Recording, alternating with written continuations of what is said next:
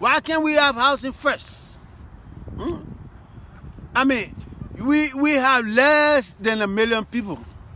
In every industry we have here, the fishery is $1 billion. The oil is $1 billion.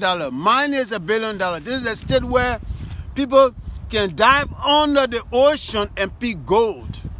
This is the only state in the United States where there is free money given out called permanent fund dividend. Why is it so impossible to end homelessness? Why?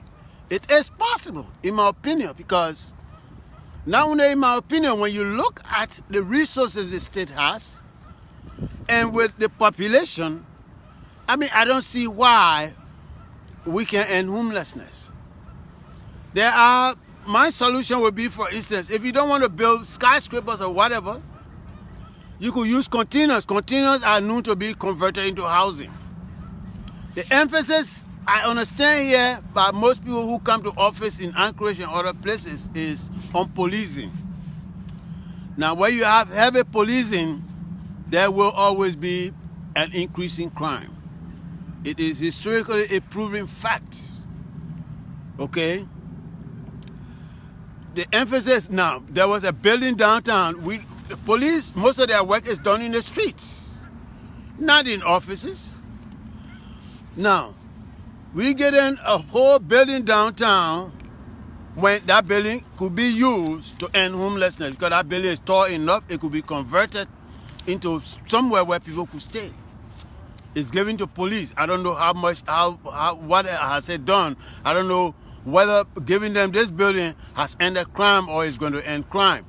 That's one question.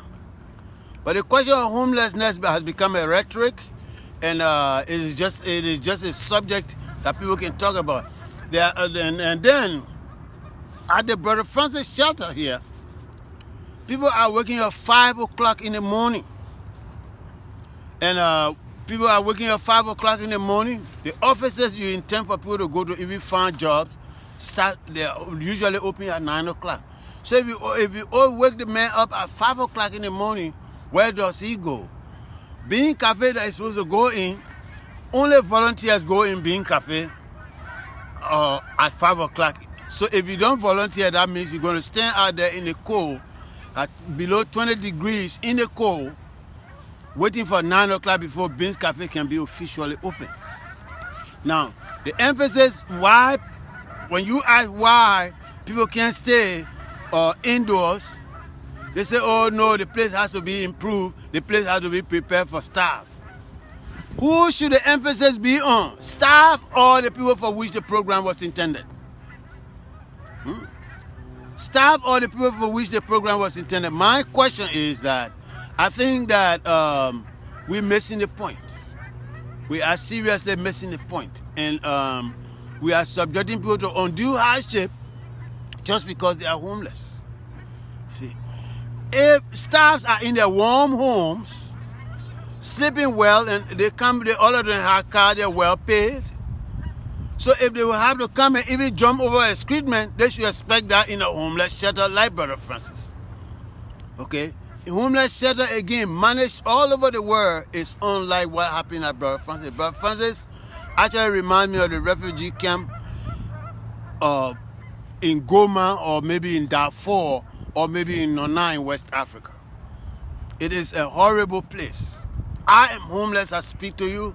I don't want, even if I'm on a bus, I don't even want to look there because it is hallucinating. It brings back flashback, and it is depressing. We can stop homelessness. If you guys are serious, we can stop homelessness. Unless you are not serious, then we're going to continue to sing homelessness and have these forums just for the fun of it. But homelessness can be stopped. Can be ended for good, especially with the resources. And Alaska should set a model, should be a model for to end homelessness, because we have less people and we have more resources. We have less people here. I see that the state will cut budget from school, but it will not cut budget from Department of Correction. It's something I can't get my head around. Okay? So, but my underlying problem is that homelessness can be stopped if we are really serious.